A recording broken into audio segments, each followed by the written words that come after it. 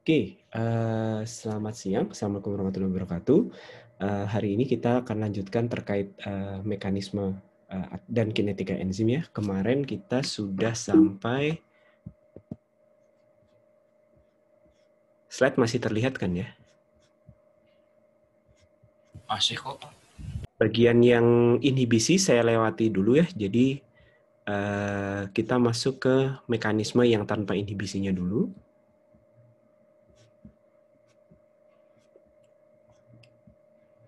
Oke, mungkin saya ulang sedikit dari yang bagian ini ya. Nah, secara umum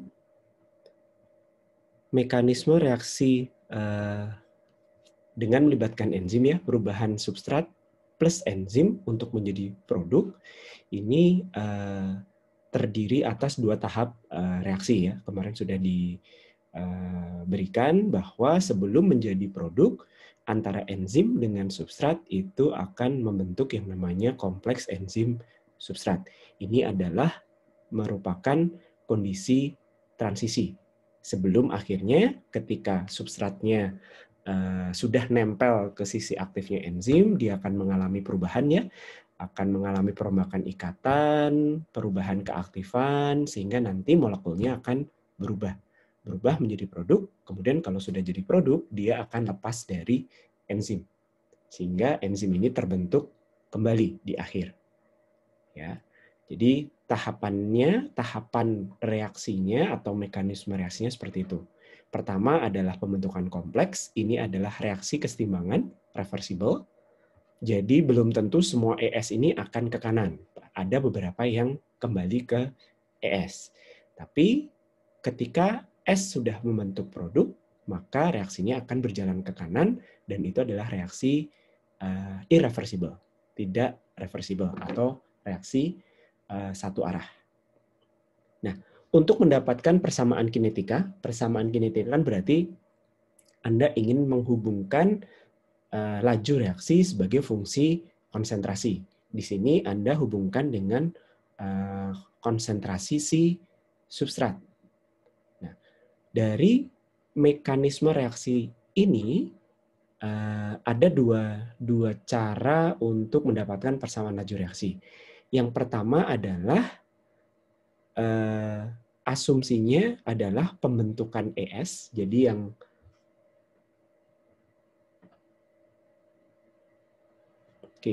jadi yang tengah ini menjadi lajunya menjadi 0 atau dES per dt itu akan sama dengan 0. Sehingga laju ES Anda lihat dari reaksi yang pertama ini akan sama dengan laju ES kalau Anda lihat dari reaksi yang kedua. Nah, penurunannya sudah ya. Jadi dengan mengasumsikan bahwa dES per dt itu sama dengan 0, Anda dapatkan persamaan ini. Nah, kemudian persamaan yang perlu Anda perhatikan lagi, itu adalah yang namanya neraca enzim. Karena enzim itu terbentuk kembali ya, jadi jumlahnya akan selalu tetap. Atau kalau Anda memiliki enzim dengan konsentrasi E awal, maka enzim yang tidak berikatan atau enzim bebas itu akan sama dengan enzim awal dikurangi enzim yang membentuk kompleks. Oke, ini adalah persamaan kedua yang bisa digunakan. Nah, lajunya sendiri Anda lihat dari pembentukan produk terhadap waktu. Nah, dari sini Anda melakukan substitusi. Substitusi, kemudian ada juga definisi yang disebut dengan konstanta kesetimbangan Michaelis-Menten. Ya, jadi Anda ingat lagi bahwa definisi konstanta kesetimbangan Michaelis-Menten ini pendefinisiannya kebalikan dengan konstanta kesetimbangan reaksi kimia yang biasa kita ketahui ya. Jadi kalau konstanta kesetimbangan itu biasanya adalah hasil kali konsentrasi produk per hasil kali konsentrasi reaktan pada saat kesetimbangan. Kalau ini adalah reaktan per produk. Tapi definisinya sebetulnya sama. Ya, jadi menyatakan konstanta kesetimbangan.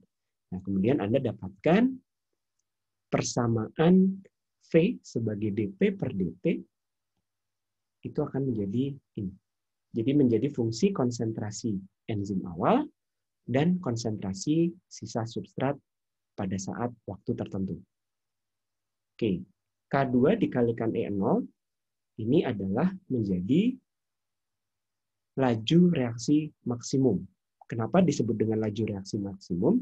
Karena Anda tadi ingat ya, bahwa reaksi yang kedua itu adalah E plus P. Sehingga ini adalah K2 ya. Sehingga V itu adalah K2 per ES. Nah, laju reaksi itu akan mencapai maksimum kalau semua enzim yang ada atau enzim awal, semua enzim awal akan berubah menjadi ES, ya kan? Kalau semua enzim awal itu ditempelin substrat semua, maka laju reaksinya akan menjadi maksimum. Sehingga yang K2 dikalikan E0 itu menjadi Kmax. Oke. Anda dapatkan persamaannya menjadi seperti ini. Jadi ini adalah persamaan umum laju reaksi enzimatik berdasarkan Michaelis Menten tadi. Reaksi yang tadi E plus S, ES, dan menjadi E plus P. Oke, dan dari sini Anda akan dapatkan, oh belum, jadi nanti kurvanya nanti di akhir. Nah, sekarang sebetulnya pendekatan yang kedua itu adalah pendekatan keadaan tunak, di mana laju reaksi pembentukan ES sama dengan laju reaksi penguraian ES menjadi E dan S dan P. Nah, kemudian pada konsentrasi awal substrat yang jauh melebihi konsentrasi awal enzim, maka dalam keadaan tunak, laju pembentukan ES-nya akan mendekati 0. Jadi sebetulnya maksudnya sama. DES per DT-nya itu akan sama dengan 0, tidak ada akumulasi, sehingga persamaannya menjadi persamaan yang sama. Oke.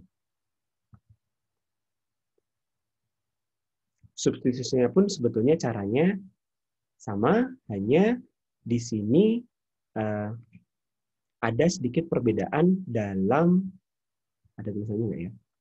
Oke. Dalam sebetulnya ketika menyusun ulang ada beda cara, tapi persamaan akhir yang nanti kalian dapatkan itu sama. KM-nya pun itu kalian dapat konstanta keseimbangannya, kemudian persamaan akhir yang kalian dapat bentuknya seperti ini. Penurunan rumus silahkan dicoba sendiri ya. Nanti kalian harusnya bisa mendapatkan persamaan yang di bawah, di mana itu adalah sama dengan yang pertama tadi. Anda dapatkan persamaannya menjadi V sama dengan VM dikalikan S per KM plus S. Oke, dari sini dulu ada yang mau ditanyakan?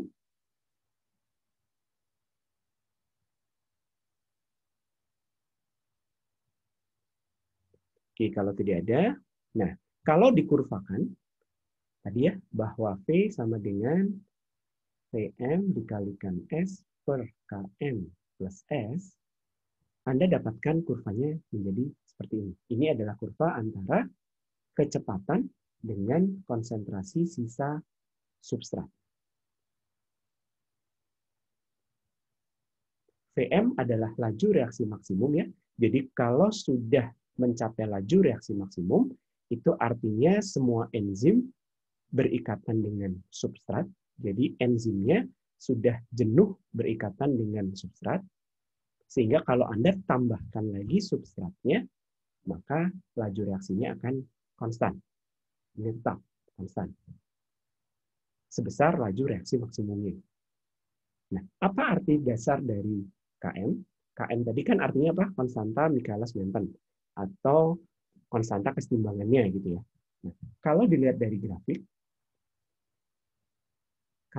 grafik, nilai KM ini adalah nilai S, ya, Km itu sebetulnya adalah nilai konsentrasi substrat, di mana nilai laju reaksinya adalah setengah Vm. Anda bisa lihat ya, jadi dengan persamaan Michaelis-Menten, jadi sebetulnya nilai Km, kalau dari gambar dan Anda lihat dari persamaannya, sebetulnya nilai Km itu adalah menyatakan nilai konsentrasi substrat yang menghasilkan laju reaksi setengah dari laju reaksi maksimumnya. Nah, pertanyaannya adalah apa sih arti fisiknya, gitu ya?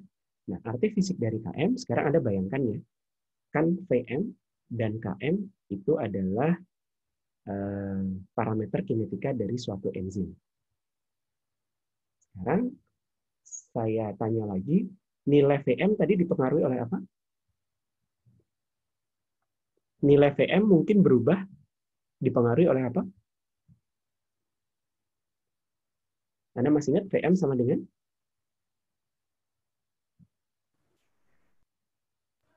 K2 kali E0. K2 kali 0. Oke. Jadi kalau substratnya sama, jenis substratnya tidak ada ganti, jenis enzimnya juga sama, Anda bisa menaikkan nilai Km dengan cara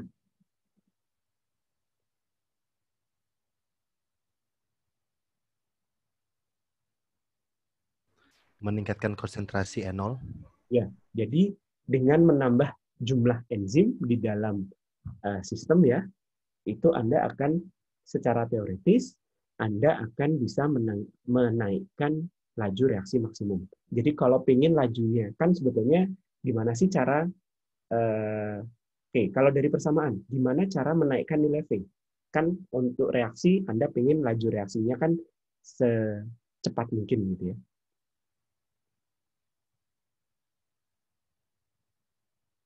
Bagaimana cara menaikkan nilai V? Anda naikkan Km. Kalau Anda menaikkan nilai Km, kan dia pembilangnya, maka Anda akan dapatkan nilai V-nya meningkat. Cara menaikkan nilai Vm, Anda menaikkan nilai Vm ya. Dengan menaikkan nilai Vm, Anda akan dapatkan nilai V-nya juga meningkat. Gimana cara menaikkan nilai Vm? Tambah jumlah enzimnya. Nah sekarang dari sisi Km, gimana cara menaikkan nilai laju reaksi? Anda turunkan nilai Km-nya, betul kan?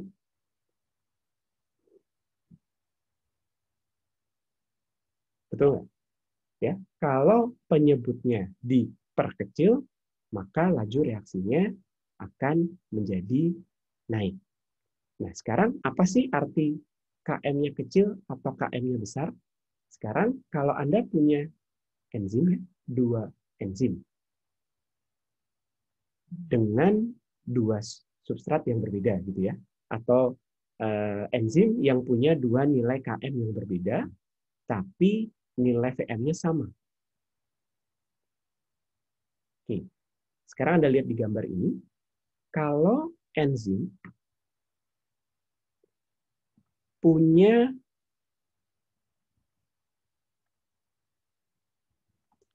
kalau enzim punya nilai Km yang lebih besar daripada yang ada di gambar. Km pertama itu ada di sini.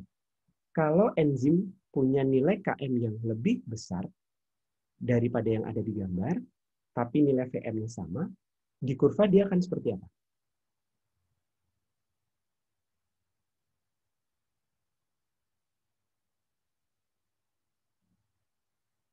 Kurvanya jadi lebih landai, Pak.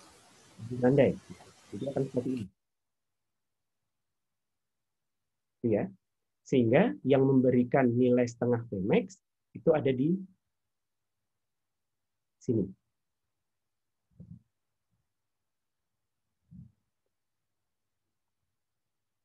Satu.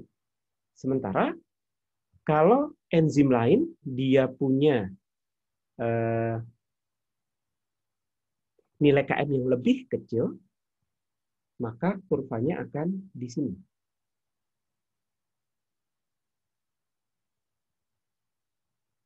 Ya, itu adalah nilai Km untuk enzim yang satu lagi. Apa yang Anda lihat dari tiga kurva ini? Mana yang Anda lebih prefer? Yang hijau, yang biru, atau yang merah? Kalau melihat gambar ini.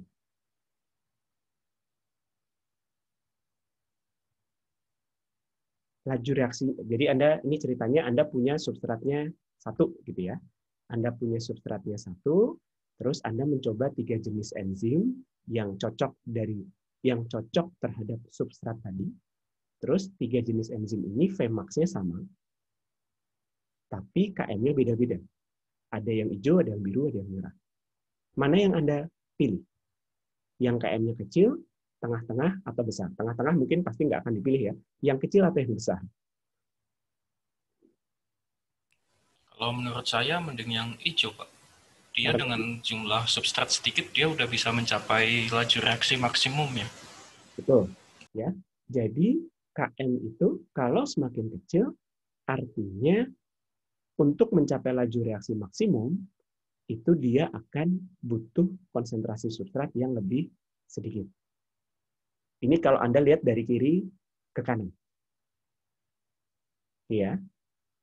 Kalau Anda lihat dari kanan ke kiri, jadi S yang semakin kecil, ini kan sebetulnya kalau Anda mereaksikan substrat dengan enzim, terus Anda biarkan gitu ya, selama waktu tertentu, sebetulnya kalau Anda baca dari kanan ke kiri, itu menunjukkan pertambahan waktu tadi. Betul kan ya?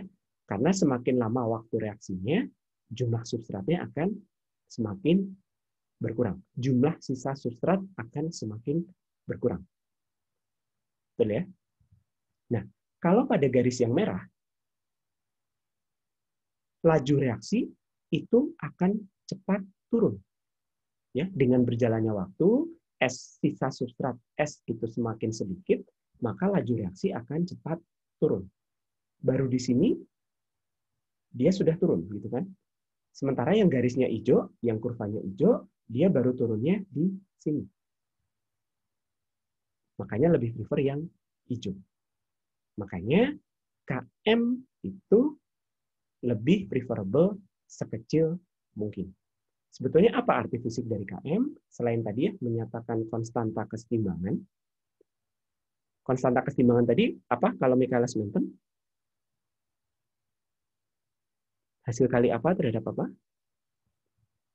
Reaktan terhadap produk. Ya. Jadi sebetulnya Km itu menunjukkan afinitas dari si enzim terhadap substrat.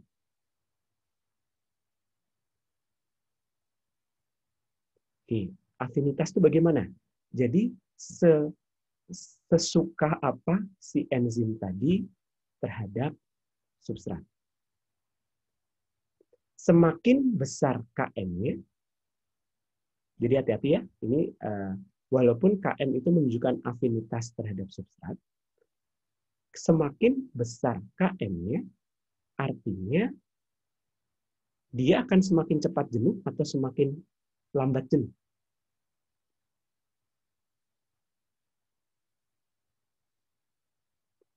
Semakin besar substratnya, semakin besar nilai Km-nya, dia akan makin cepat jenuh dengan si substrat atau semakin lambat jenuh dengan substrat. Semakin cepat, Pak. Semakin cepat jenuh. Semakin cepat. Iya, Pak, semakin cepat. Yakin? Kalau Km besar,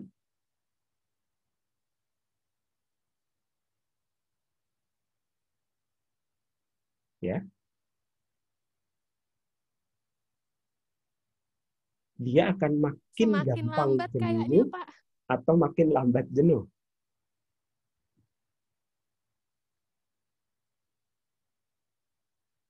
Lambat atau cepat? Setuju yang mana? Lambat jenuh, Pak. Yakin? Semakin lambat, Pak.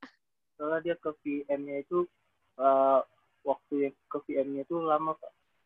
Kalau KM-nya Jadi Samanya dari mana? Ini bukan terhadap waktu loh ya. Gambar ini bukan terhadap waktu. Hati-hati melihat gambar ini. Gambar ini adalah terhadap substrat. Tapi yang saya tanyakan adalah terhadap waktu.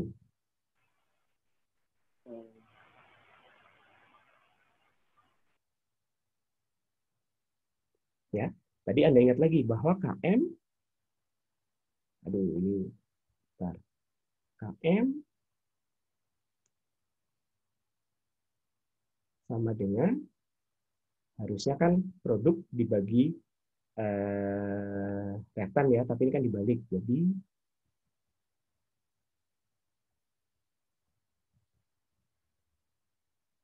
KM sama dengan E dikalikan S. Nah,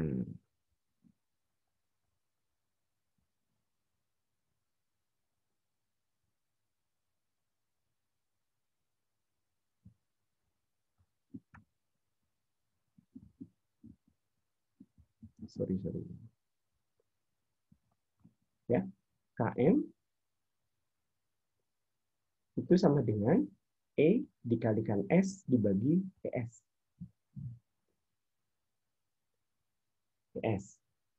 Artinya kalau nilai KM itu besar, dia akan lebih mengarah ke produk atau ke ES atau ke reaktan. Kalau nilai KM-nya besar. reaktan. Di akhir, di kesetimbangan, dia akan lebih besar ke reaktan. Berarti artinya dia akan semakin jenuh dengan si substrat. Makin cepat jenuh. Artinya kalau makin cepat jenuh, itu makin suka atau makin tidak suka.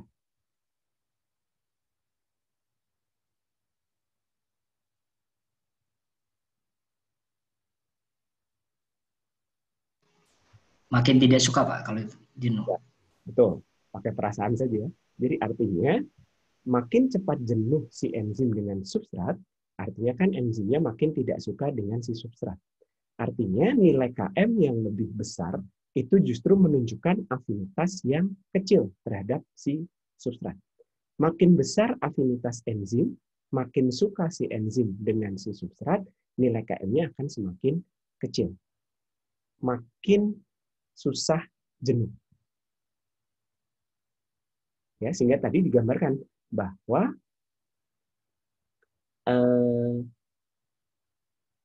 kurvanya kalau KM-nya kecil terhadap waktu, penurunan kecepatannya itu akan lebih lambat. Sebaliknya kalau KM-nya besar,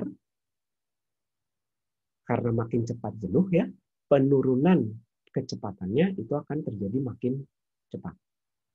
Paham ya kira-kira arti fisik dari si KM. Jadi besarnya nilai KM itu berbanding terbalik dengan afinitas enzim. Jadi KM itu menunjukkan afinitas enzim terhadap substrat. Tapi pengertiannya dibalik. Makin besar nilai KM, justru afinitasnya semakin kecil. Nah, afinitas ini dipengaruhi oleh apa? Dipengaruhi oleh satu, jenis enzimnya, yang kedua adalah jenis substratnya.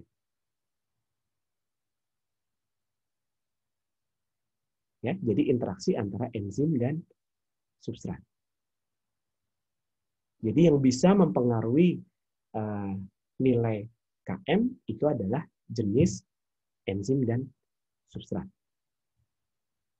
Kalau substratnya diganti, ya berarti nanti KM-nya berubah. Kalau enzimnya diganti, ya berarti nanti KM-nya berubah. Kalau Tmax itu akan dipengaruhi oleh konsentrasi dari si substrat. Paham ya? Atau ada yang mau ditanyakan?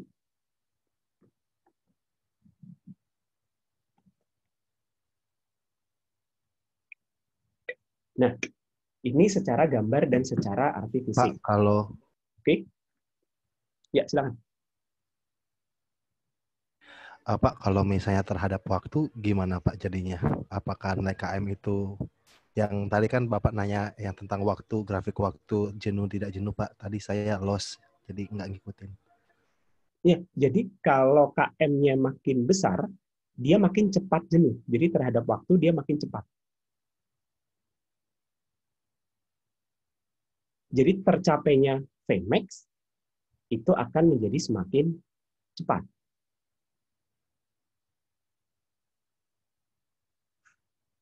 Terima kasih, Pak. Ya, kira-kira seperti itu.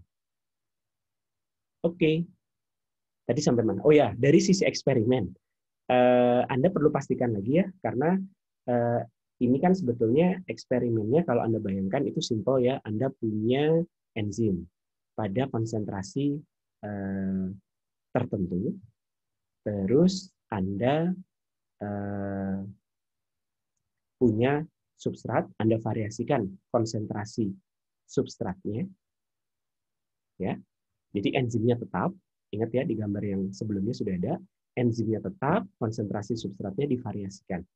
Terus direaksikan, masing-masing variasi, terus dihitung lajunya. Gimana cara menghitung laju? Dari perubahan konsentrasi produk terhadap waktu, misalnya.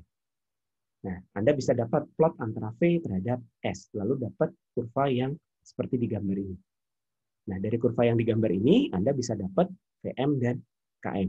Atau bisa juga nanti dapatnya dari linearisasi data. Kita akan bahas di belakang. Nah, Anda perlu ingat lagi bahwa ini yang Anda amati adalah parameter kinetika.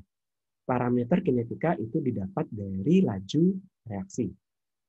Dari reaksi.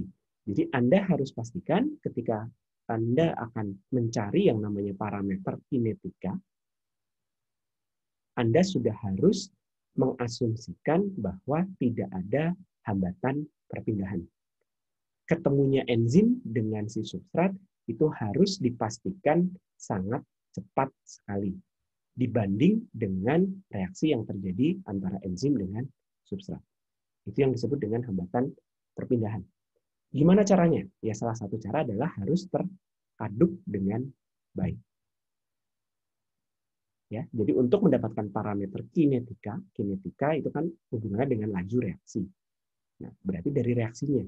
Tahap penentu lajunya itu dari reaksi. Artinya, reaksinya harus yang lebih lambat dibandingkan difusinya atau perpindahan masanya. Sehingga dalam proses atau dalam eksperimennya nanti, Anda harus pastikan tahap penentu lajunya adalah reaksi. Perpindahan atau difusi, hambatan perpindahan masanya itu tidak menjadi pembatas. Harus diaduk. Oke ya, sama seperti untuk menghitung laju reaksi kimia yang lain. Oke. Nah, ini tadi sudah disebutkan sebetulnya ya. Jadi VM dan KM itu adalah parameter kinetika atau konstanta kinetika. Ini akan menjadi standar atau menunjukkan kerja dari enzim. Enzim yang sama pada konsentrasi yang sama, kalau VM-nya itu semakin tinggi ya berarti kerjanya lebih bagus. Ya, Vmax ini merupakan suatu pernyataan dari efisiensi kerja enzim atau menunjukkan efisiensi kerja enzim. Dua enzim yang berbeda, kalau pada konsentrasi yang sama punya nilai Vmax yang berbeda, maka yang Vmax-nya lebih tinggi itu menyatakan dia akan lebih efisien. Nah, sementara KM itu menyatakan afinitas. Kalau KM-nya itu makin rendah, afinitasnya akan semakin tinggi. Oke, nah ini ada beberapa contoh nilai dari KM. Jadi kalau KM ya berarti Anda harus punya enzimnya apa terhadap substrat apa. Oke, Anda lihat bahwa enzim yang sama, kalau substratnya berbeda, itu punya nilai KM yang berbeda. Ya, itu tidak bisa diubah ya, maksudnya ya itu sudah menjadi sifat dari interaksi antara si enzim dengan si substrat. Oke. Gimana cara mengoptimalkannya? Ya, Anda harus mencari pilihan enzim dan substrat yang menghasilkan KM yang lebih rendah. Jadi ini lebih terbatas gitu ya. Anda tidak bisa mengutak-atik. Kalau VM, tinggal tambahkan saja jumlah enzimnya. Oke, ini ada PR. Di slide harusnya ada ya. Jadi silahkan kalian coba turunkan persamaannya. Jadi kalau tadi reaksinya ada reaksi 2 tahap saja. Nah, ini kalau reaksinya itu adalah terhadap 2 substrat yang berbeda. Ya, jadi sekuensial. Enzim mengikat substrat yang pertama, membentuk kompleks enzim substrat yang pertama.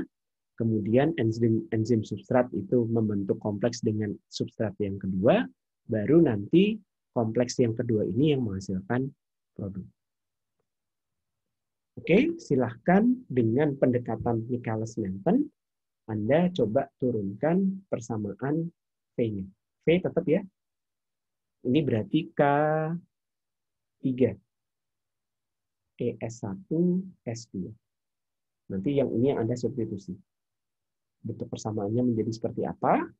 Kemudian kalau yang kedua, yang B, itu diasumsikan kalau S1-nya jauh lebih besar daripada S2, apakah bagaimana persamaan yang Anda dapat di A tadi bisa disederhanakan. Oke, nanti silahkan kalian coba latih.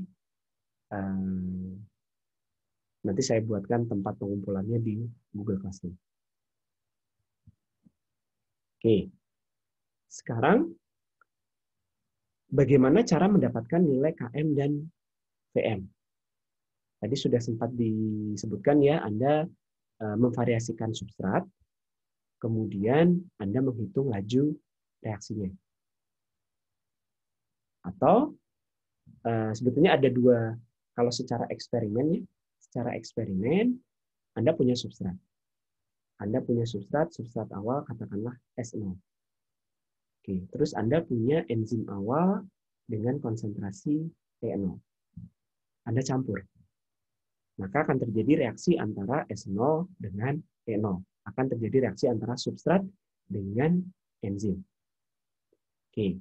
Yang bisa Anda lakukan adalah pertama, dalam satu reaktor ya, dalam satu reaktor tadi yang sudah ada S0 dan E0 ketemu, diaduk ya, pastikan diaduk dengan baik, maka apa yang terjadi dengan S0 terhadap waktu?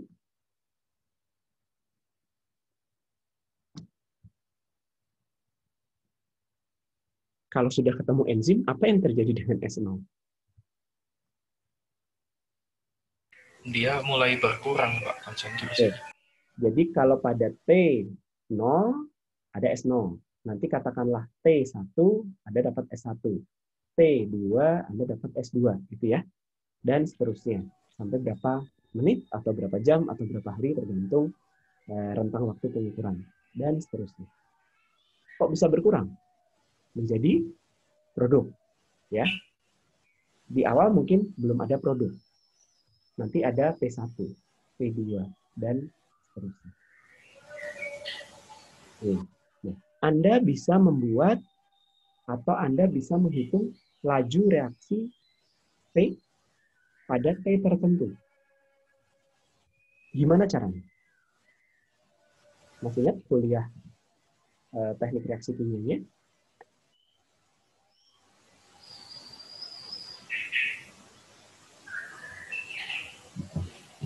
Ya, sudah siap menyalakan mic?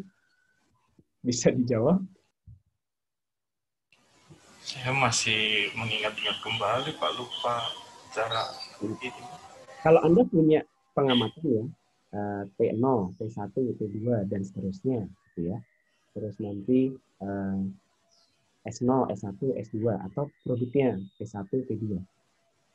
Anda bisa menganalisis konsentrasi, tergantung jenis analisis yang Anda punya. Apakah menganalisis substratnya atau menganalisis konsentrasi produknya, tergantung reagennya ya. Anda kan bisa melakukan salah satu, kalau bisa dua-duanya lebih bagus gitu ya. Nah, Anda bisa mendefinisikan V-nya sebagai minus DS per dt atau plus dP per dt kan ya.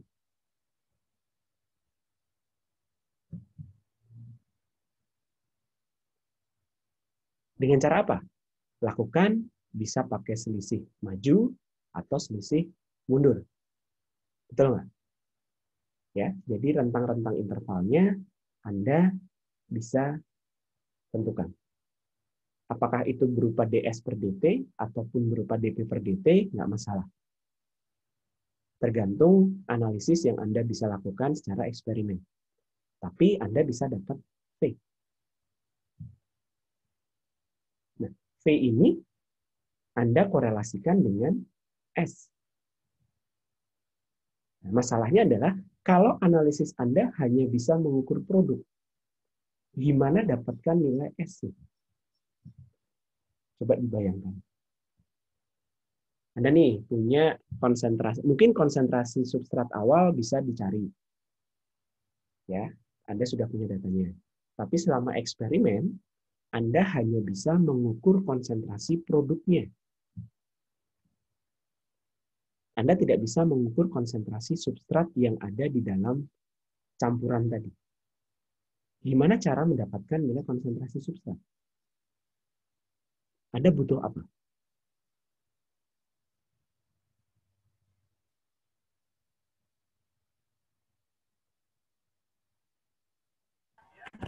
Pakai konsep yield mungkin, Pak. Yield maksudnya gimana? Jadi Hah? mungkin bisa pakai nanti kita nyari perbandingan yield produk sama substratnya dianggap terkonsumsi semua gitu, Pak. Kan belum terkonsumsi semua. Jadi masih per waktu.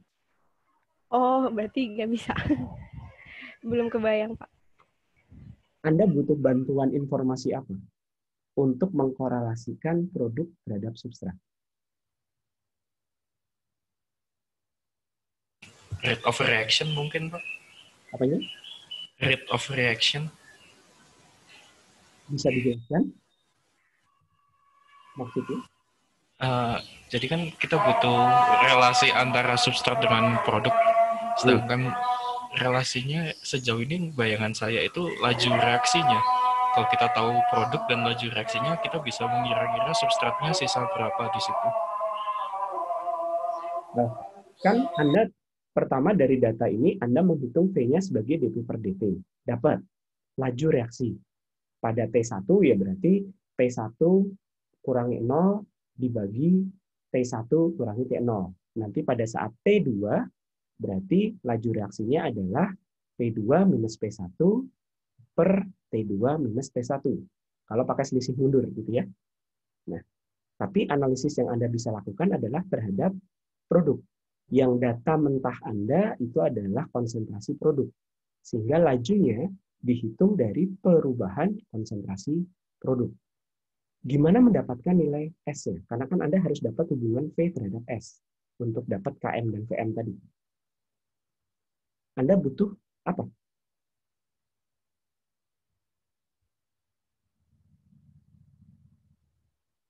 Tadi Andini menyatakan yield. Yield tadi tidak salah, tapi sebetulnya itu yield apa? Atau lebih tepatnya itu apa? Bukan yield, tapi perbandingan apa?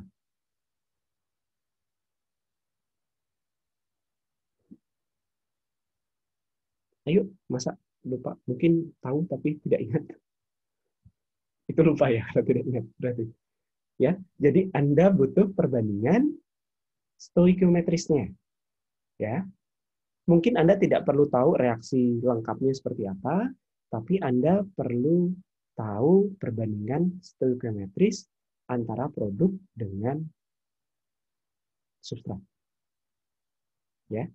Perbandingan stoikiometris didapat dari mana? Bisa dari reaksi stoikiometri. Atau sebetulnya tadi kalau istilahnya yield, yield tadi adalah yang theoretical yield, bukan yang apparent yield. Ya, yield yang memang didasarkan dari reaksi stoikiometri. Itu namanya theoretical yield. Jadi Anda tahu untuk sekian gram produk yang terbentuk, kalau stoikiometri kan berarti ke mol ya rasionya, itu akan setara dengan berapa mol substrat yang terkonsumsi. Ya. Anda tahu kalau produknya terbentuk sekian gram, itu setara dengan sekian mol, itu sebanding dengan substrat terkonsumsi sekian mol, nanti bisa dikonversi lagi menjadi gram. Sehingga Anda tahu, untuk produk yang terbentuk sekian gram, substrat yang terkonsumsi berapa gram. Kalau substrat yang terkonsumsinya sudah bisa dihitung, sisa substrat, hati-hati ya, S itu adalah sisa substrat, bukan substrat yang terkonsumsi. Bisa dihitung dengan cara, ya tinggal dikurangi saja antara S0 dengan substrat yang terkonsumsi. Paham ya? Jadi S di sini mengalurkan V.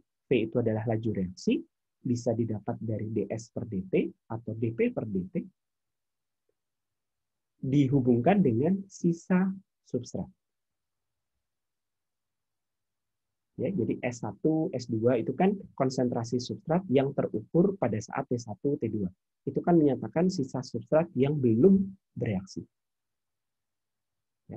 Kalau Anda bisa langsung menganalisis reagennya, bisa langsung mengecek berapa konsentrasi sisa substrat, ya tinggal dialurkan saja. Tapi kalau Anda hanya bisa menghitung produk yang terbentuk, Anda harus korelasikan dengan yield teoretis tadi, atau dengan rasio stoichiometris. Oke ya. Nah, kurvanya itu kan kurang lebih bentuknya begini. V terhadap S. Vmax-nya adalah bagian yang landai, kemudian Km-nya adalah setengah dari Vmax, ditarik, nanti dapat S-nya bagaimana. Nah, problemnya adalah jarang kurva eksperimen bentuknya bisa sebagus ini. Nah, bagaimana cara yang lebih mudah untuk mendapatkan? Nah, karena kurvanya mungkin tidak secantik yang ini, Anda memerlukan metode yang namanya metode linearisasi. Jadi yang bentuknya tadi tidak linear, persamaan V sama dengan Vms. V sama dengan Vms dibagi Vms per Km plus S, itu kan tidak linear. Nah, biar linear, Anda lakukan linearisasi. Caranya ada 3 metode. Ya. Yang pertama, ini yang paling umum digunakan, itu adalah yang namanya Lineweaver-Burk, atau yang disebut juga double reciprocal plot. Kenapa disebut reciprocal plot? Karena dibalik. Jadi yang persamaannya adalah yang pertama ini, Anda balik saja. Kalau sudah dibalik, menjadi Km plus S per Vm dikalikan S, Anda bisa dapatkan persamaan linear antara 1 per V dengan 1 per S. Ya, 1 per V dengan 1 per S, Anda dapat konstantanya adalah Km per Vm, Anda dapat interceptnya adalah 1 per Vm. Bentuknya bagaimana? Bentuknya kira-kira seperti ini. Konstanta itu akan menjadi slope. Ya, ini 1 per V terhadap 1 per S. Dialurkan, terus diregresi. Anda mestinya sudah familiar ya dengan metode regresi. Itu diregresi, Anda dapat slope, dapat intercept. Slope-nya itu adalah Km per Vm, intercept-nya adalah minus, intercept-nya adalah 1 per Km. Intercept-nya 1 per Km. Sorry. Sebentar. Intercept-nya adalah 1 per Vm. Sorry, ini intercept-nya yang di sini ya. Dia akan memotong di sumbu X itu sebesar minus 1 per Km. Ini adalah intercept-nya.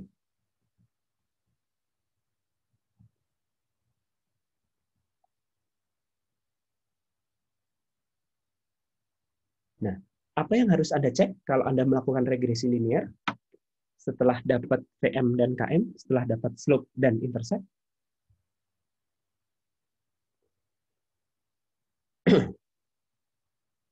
pernah melakukan regresi linear kan ya? Pernah Pak, ngecek R squared-nya. Anda cek R square-nya. R square-nya kalau sudah mendekati 1, ya berarti artinya datanya sudah tepat untuk diregresi dengan Lineweaver-Burk. Kalau tidak, gunakan yang plot lain. Macam-macam. Ini antara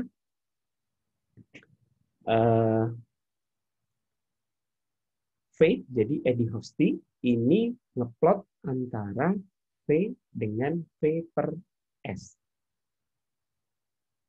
Jadi ada dua, kalau tadi kan benar-benar seper V terhadap seper S. Kalau ini V terhadap V per S. Nanti Anda dapatkan slope-nya itu adalah minus KM. Dari sini. Kemudian intercept-nya adalah VM. Yang ini. Jadi ini sebetulnya hanya manipulasi persamaan. Atau kalau masih belum bagus, Anda coba plot antara S per V dengan S. Datanya kan sama saja ya. Tadi Anda punya P, punya S, punya P, terus ngitung V. Ya, datanya sama saja. Jadi Anda tinggal mau plot yang mana. Kurvanya kira-kira bentuknya seperti ini.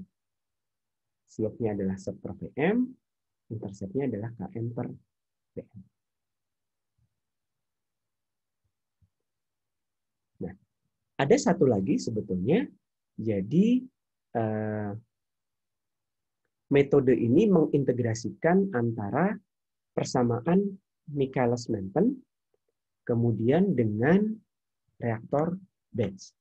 Ya, jadi karena percobaan kalau Anda melakukan reaksi antara S dengan V, kemudian Anda reaksikan dalam satu wadah, itu kan sistemnya adalah sistem batch ya. Nah, sehingga Anda bisa dapatkan persamaan ini. Bahwa laju reaksi dalam batch itu kan ds per dt atau dp per dt, konsepnya sama ya, sama dengan Vms per Km plus S. Kalau Anda ambil yang ds per dt, ya menjadi seperti ini. Nah, kemudian diintegrasikan. Dipindah-pindah, Anda integrasikan, Anda dapat pada kondisi batas saat T sama dengan 0, S-nya sama dengan S0, dan saat T sama dengan T tertentu, S-nya sama dengan S, Anda dapat persamaan ini. Ini bisa diselesaikan sehingga Anda dapatkan persamaan yang ini. Sekali lagi ya, nanti penurunan persamaannya Anda coba sendiri. Ikuti saja, nanti kalau ada yang tidak dipahami, pertemuan berikutnya boleh ditanyakan.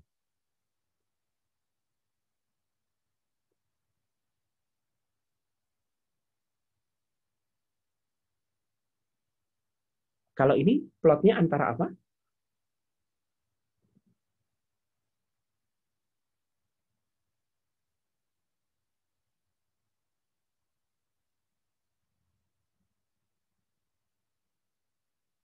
Datanya sama. P, S, V. Tuh ya. V-nya dapat dari mana? Dari ds per dt. Jadi plotnya antara ini dengan ini. Anda dapatkan slope-nya adalah minus 1 per km, intercept-nya adalah Vm per km. Ya, jadi ada 3 plot plus 1 metode yang diintegrasikan. Oke ya. Jadi di sini Vm dan Km itu ditentukan dengan cara menentukan konsentrasi substrat atau konsentrasi produk selama reaksi berlangsung. Kemudian Anda tinggal hubungkan S0 dan S pada 2 waktu atau lebih yang bisa diketahui. Jadi ini Anda plotkan antara seperti ini dengan ini. Anda dapatkan slope-nya dan intercept-nya.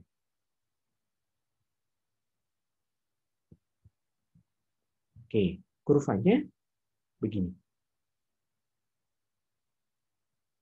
Nah, yang paling gampang yang mana? Yang pertama tadi kan ya, yang lain Weaver-Brock. Jadi biasanya itu yang paling umum digunakan. Tinggal seper V terhadap seper S regresi. Nanti dapat interseptnya ini, slope-nya ini. Yang lainnya digunakan kalau ternyata hasil Lineweaver-Burk itu tidak memberikan R-square yang bagus. Anda bisa coba dengan linearisasi yang model lain. Oke, sampai sini dulu. Ada yang mau ditanyakan?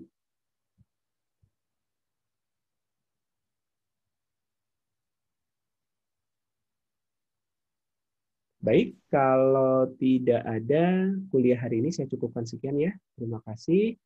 Minta tolong ketua kelas untuk membuat screenshot, jangan lupa. Terima kasih, selamat sore. Assalamualaikum warahmatullahi wabarakatuh. Waalaikumsalam warahmatullahi wabarakatuh.